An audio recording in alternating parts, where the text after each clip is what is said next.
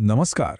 मुख्यमंत्री बळीराजा पाणंद रस्ते योजनेबद्दल शासनाने नुकतंच एक खूप महत्त्वाचं शुद्धीपत्र काढलं आहे.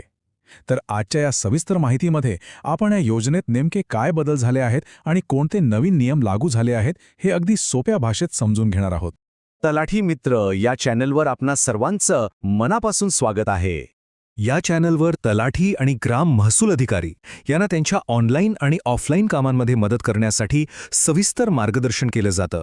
त्याचबरोबर शासनाचे नवीन निर्णय, महसूल विभागातील अपडेट्स आणि शेतकरी बांधवांसाठी ई-पीक नोंदणी, पीएम किसान योजना आणि इतर अनेक योजनांची अचूक माहिती पोहोचवण्याचा आमचा प्रयत्न असतो. थोडक्यात काय, तर अधिकारी आणि शेतकरी या दोघांनाही मदत करणे हाच आमचा उद्देश आहे. म्हणूनच अशा नियमित अपडेट्ससाठी चॅनलला नक्की सबस्क्राईब करा आणि नोटिफिकेशन बेल सुरू ठेवा. चला तर मग आता वेळ न घालवता थेट आजच्या विषयाकडे वळूया. आज आपण पाणंद रस्ते योजनेतील अंमलबजावणी यंत्रणा, निविदा प्रक्रिया आणि कामाच्या गुणवत्तेबद्दल जे काही महत्त्वाचे बदल झाले आहेत ते एक एक करून समजून घेणार आहोत. बरं, आपल्याला माहीतच आहे की या योजनेचा मूळ उद्देश हा शेतकऱ्याला त्याच्या शेतापर्यंत जाण्यासाठी एक चांगला 12माही रस्ता उपलब्ध करून देणं हा आहे, जेणेकरून त्याला शेतीमालाची वाहतूक करणं सोपं जाईल. पण या योजनेच्या अंमलबजावणीत काही अडचणी येत होत्या.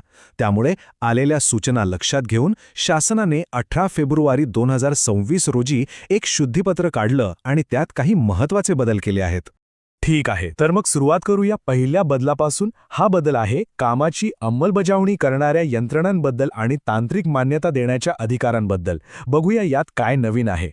इथे बघा, सगळ्यात मोठी गोष्ट म्हणजे आतापर्यंत जी कामं ग्रामपंचायत किंवा जिल्हा परिषद करत होती त्या यंत्रणांसोबतच आता NMMRDA, MMRDA, PMRDA आणि सिडकोसारख्या मोठ्या महानगर प्रदेश विकास प्राधिकरणांनाही ही कामं करण्याची परवानगी मिळाली आहे. याचाच अर्थ आता कामाची व्याप्ती वाढणार आहे आणि कामाला वेग येण्यासही नक्कीच मदत होईल. आणि हो, तांत्रिक मान्यतेचे अधिकारसुद्धा आता खूपच स्पष्ट आणि सोपे केले आहेत. आधी कसं सार्वजनिक बांधकाम विभागाच्या नियमावलीनुसार मान्यता घ्यावी लागायची, पण आता तसं नाहीये. आता नियम अगदी सरळ आहे.